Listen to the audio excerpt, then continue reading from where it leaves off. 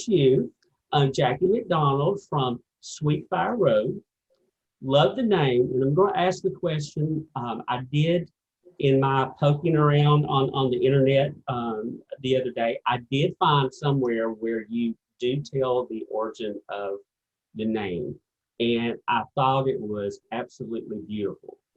Thank you. For people that don't know, where did the name Sweetfire Road come from? Sure. Well, everything has to have a story and meaning to me. So when trying to do name my design business, there are a lot of MacDonald's out there. So I had to, and many of them begin with J for some crazy reason. So I wanted to set myself apart, and so Sweetfire Road came, from the equation of sweet, always leaning into being kind and leaning into things with your heart, and fire, a passion for what you're doing. And road is, I was blessed enough to grow up on this gorgeous, idyllic countryside road. It was about 10 miles long, and from the beginning to where my house was.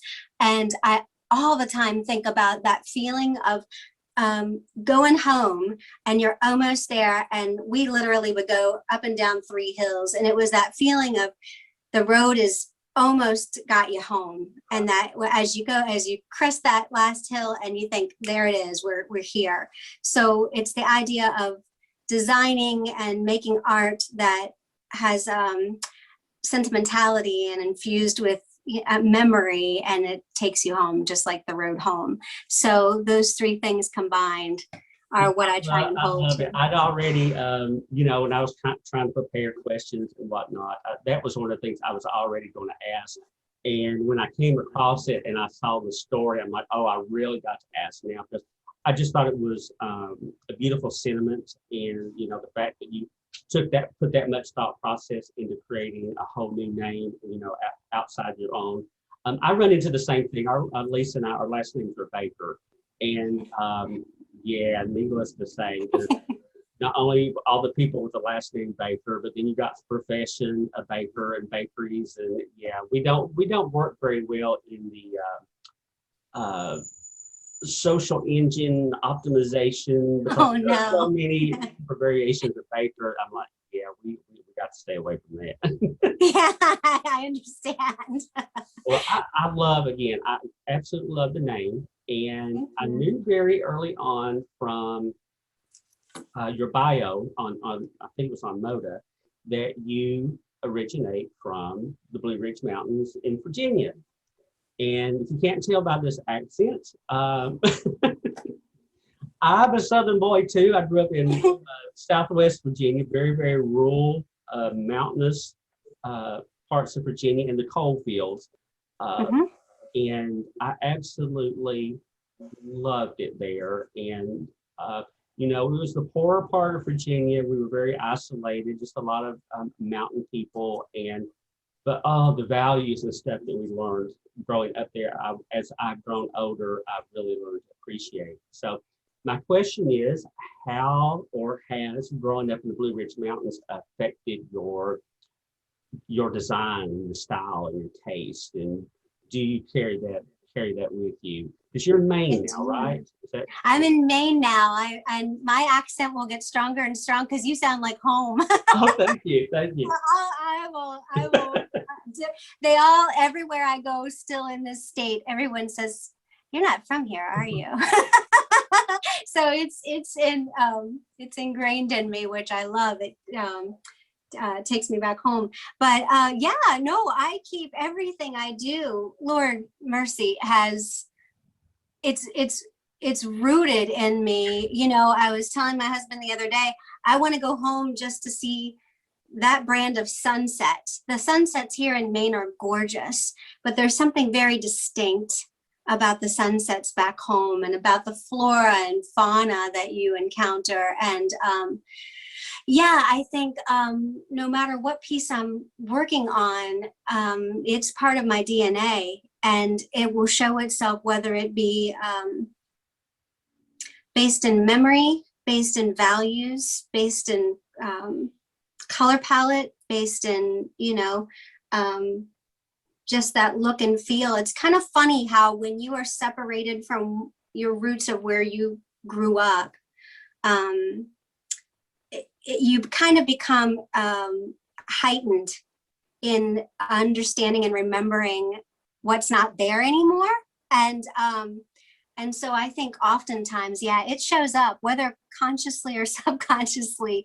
I think we carry all those roots from where we're from with us. Yeah, definitely. It was Nice. so Lisa had some specific questions. She couldn't be here today, but she wanted me to ask a few different questions for you. And one of those was, why quilting?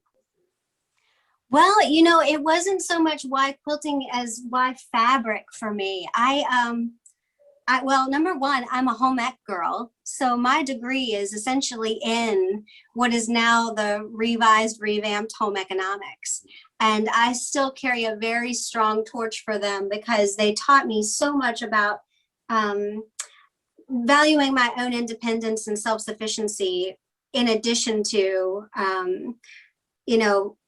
valuing the things that I can do for myself. I hope that makes sense. Yeah.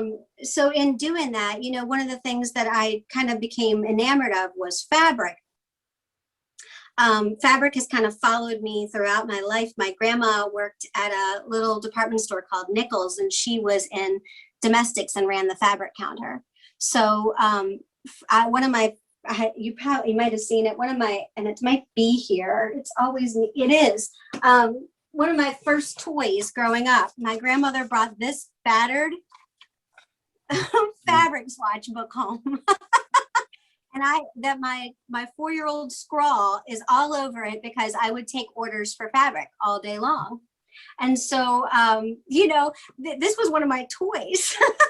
And I was very into creating Barbie clothes and understanding the basics of expressing oneself through creating my own things for my space. So curtains and pillows and, comforters, all that kind of thing. So when I began doing design and thinking about what industries I wanted to participate in the most, quilting and fabric was kind of just the default, simply because for somebody who loves sentiment and evoking memories, there's no better way to see that come to life than to create the fabric that's going to be made into keepsakes, such as quilts and well-loved blankies and pillows.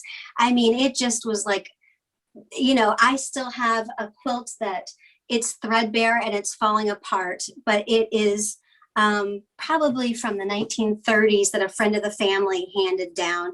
And it's been patched with, I can tell very clearly what fabric my grandma brought home and patched it with to keep it together. And even those pieces are falling apart now. But, you can't get that experience from a mug. I love mugs, I love my coffee, but seeing people infusing your work into their projects that are going to be given with love and kept, I mean, there's nothing better than that. So I hope that properly answers the question, a long way around the barn, but that's important. I love the response. And even though I am not a quilter, I have such a deep appreciation for what goes in it, not just the craftsmanship of it, but, and this may sound corny, but the love, especially that goes into making a quilt. And I have a quilt that my grandmother made. She was supposed to have made me one, and it never, it was going to be personally made by her for me. And she had passed away before that ever happened. But I have one of her quilts, and I literally use that thing every day. If I was on my bed doing my homework growing up, I literally had the quilt. I would spread it out over top of the bed and sit on the quilt. If I was in the floor, I was sitting on the quilt. And it finally got to the point that there was no more washing it. I was afraid to put it in a washing machine. So I've got it packed up, and I will take it out every once in a while. And some of the fabric on there, I can remember her having, because she made a lot of her own clothes, probably most of her own clothes. and I can remember some of those fabrics being, on her dresses. Yeah. But my sister Lisa, she made me an Afghan and a quilt, and I have those packed up, and it frustrates her to death because I won't use them. I'm like, Yeah. I cannot bring myself. So she actually, this past year during the pandemic, she made me a quilt that I will use. So I have one Nice. that I keep, and because it's the first one she'd ever done and ever made for me, and so it's packed, will never be used. And then I have one now that I can actually use. That's awesome. Something, I don't know, there's something really special about them. But the other thing I love about what you were saying, it's almost like writing a book or something that it's such a legacy to hand down. Just knowing, they may not know who designed that particular fabric, 100 years from now, but just knowing that something you designed is probably going to be preserved and handed down generation after generation, I think is a beautiful thing. It's pretty special, right? I mean, that magic of that person's binding this fabric and taking each stitch, and they're holding it in their hands. And, even if they don't remember me, Grammy liked owls. This is representing something that she resonated with, and it's telling a story. If I didn't know either of my maternal grandparents, so in those kind of cases, the things they had and they kept speak for them. So I think that's brilliant. Yeah, I think that's great. Let's see. Now I am going to have to, if it looks like I'm reading something, people, I'm reading something. Okay. You're welcome to. So Lisa asked the question. She said, on your website, you have some free downloads. She said, who doesn't love free downloads? But she said she was most impressed and intrigued by your My Value sheet and Embrace the Day. And she says, my value really needs no explanation. She totally gets it and loves that one. But she wanted to ask about Embrace the Day. She said, on the to-do list, in the lower left-hand corner, you have the box labeled 5 things I'm grateful for. Yeah. She says, this is something that I always bring up when she does a lot of teaching on planning and time management. She's a real estate broker in addition to being a quilt shop owner and whatnot. And she feels like the reflection at the end of the day, in her opinion, is something very, very important and an important step for being successful. She says, is the list of the 5 things that I'm grateful for something that you strive to complete at the end of each day? And she was curious what inspired you to create those lovely forms that she absolutely thinks are beautiful. Thank you. They were inspired by me trying to get me on track. I am a list maker. That's where their roots are from, is I have at any point 10,000 legal pads. I am a habitual list maker. There you go. We're related. And so that was just a really good,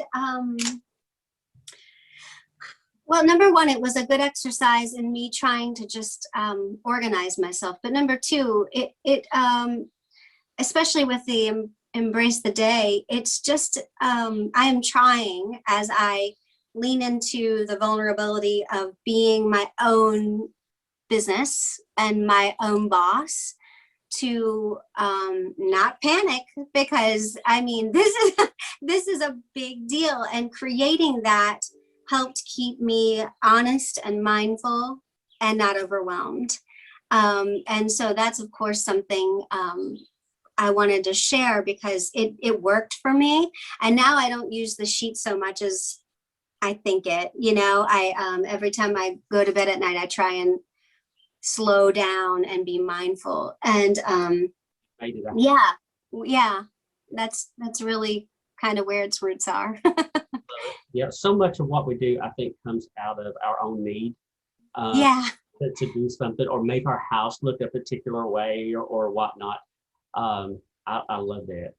So she asked another question. She says, regarding the pattern here, chick, chick, I can hear my grandmother saying that in my head. That showcases your Break a Day collection, which we'll be talking about. She says, I noticed that it was a collaboration with Be So Inspired.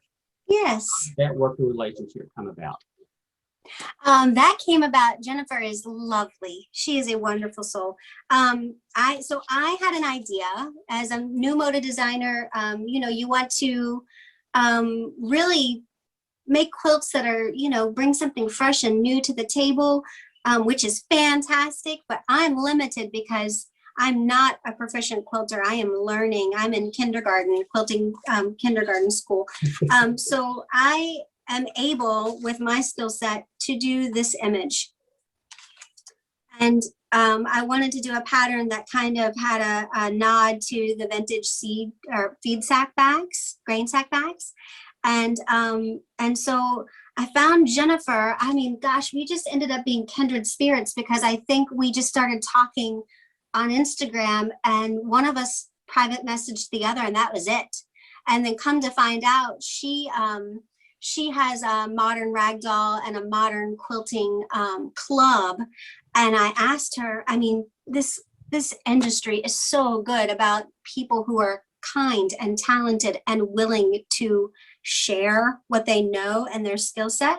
So I said point blank, listen, I have this image. How do I take this and make it a reality? So she took my image and she broke it into bite-sized pieces and did the technical instruction. So it's really been, it's funny because I launched Square in the middle of COVID. And these people, I mean, my timing is impeccable, but it really literally was, my collection came out the same time all of this happened, and or started happening the same time all of this happened. I shouldn't say it debuted. It didn't debut until the next year, but so I now have this network of fantastic close friends, and we've never seen each other in person. But that's just a testament to the industry and how it came about. So really, it's asking questions and leaning into that vulnerability on Instagram and etc. that these connections have been made, and that's how I found Jennifer too. Yeah, I've noticed in the the last year and a half that I've been involved, and I really got involved pretty much full time when the shutdown happened, and I have been totally amazed at the outpouring of support, willingness to help. I mean, it's almost like you don't even have to ask for help. It just seems like there's somebody always standing there, almost ready to volunteer for to show you something. Or the free sharing of knowledge is, I have not seen it in any other industry like I have in quilting. And it was a very heartwarming for me because I always picture quilters of being these very soft, kind, giving, nurturing people to begin with. And you can tell it really bleeds throughout all the different aspects of the quilting world. And I love what you said about the feed sacks. That reminds me of my grandmother. That's what she used to use in her quilts. In between the covers and the back was these, I don't know what they were made of. Sometimes they were a little rough, but most of the time they were pretty soft. And they'd already wore them out using, after she was on a farm, like your great grandparents. And you recycle everything many times, but when it got to the point, I guess there were holes in the bottoms of the sacks. You cut them up, sew them together, and use them as a lining inside the quilt. So isn't that brilliant? It is. It really is. Now everybody's doing upcycling and recycling like it's a new thing. And I'm like, guys, my grandparents was they just didn't have blogs and Pinterest and all those places. And I wish, it kills me now, I really wish I had paid closer attention to some of those things, because I absolutely would be doing the homesteading and the and all that kind of stuff. Fortunately, the gardening part continued over with me. I'm huge into gardening and whatnot, but all the other aspects of living on a farm and being self-sufficient, I wasn't interested in growing up, and I so wish I was. I still hear my dad and my grandfather in my ear, one day you're going to wish you paid attention. I was showing you how to do this. And yes. But it's funny Most- seeing you hold up the pattern. Right now, I'm sure Lisa won't kill me for saying it, but behind her desk right now, up on the wall, she is working on that pattern. I think she's got the cover done. So the backing and some other things I think she still has to finish, but she has done that one. It is beautiful. Brilliant. Yeah, it's beautiful. Oh, good. Let's see. This is also a Lisa question. She says, now that things seem to be opening back up from the pandemic, do you plan on doing speaking engagements with quilt guilds, or are you currently doing speaking engagements via Zoom? Well, we know the Zoom question, obviously. Here we Yeah, so hopefully Quilt Market will become a thing again. And I hope to get in gear and be back in person there to finally say hello and thank you to all these folks. So bizarre. I'm working with Moda and I've only met any of them through this interface. But yes, no, I'd love to open myself up to it. I have just recently, you know, I had just emailed asking, oh, do you guys do speaking engagements to our local Modern Quilt Guild?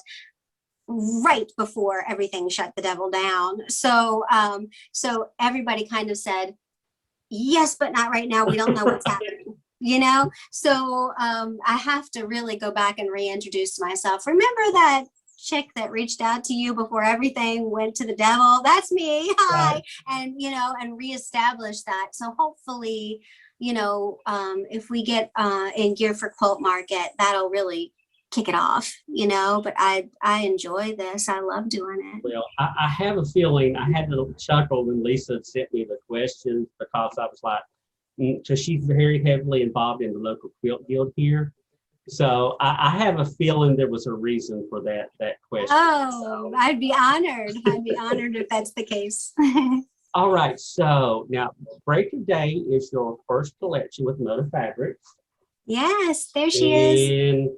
And anybody who's probably seen this video has already seen this all over our social media in one way, shape, or form. Yes, thank you.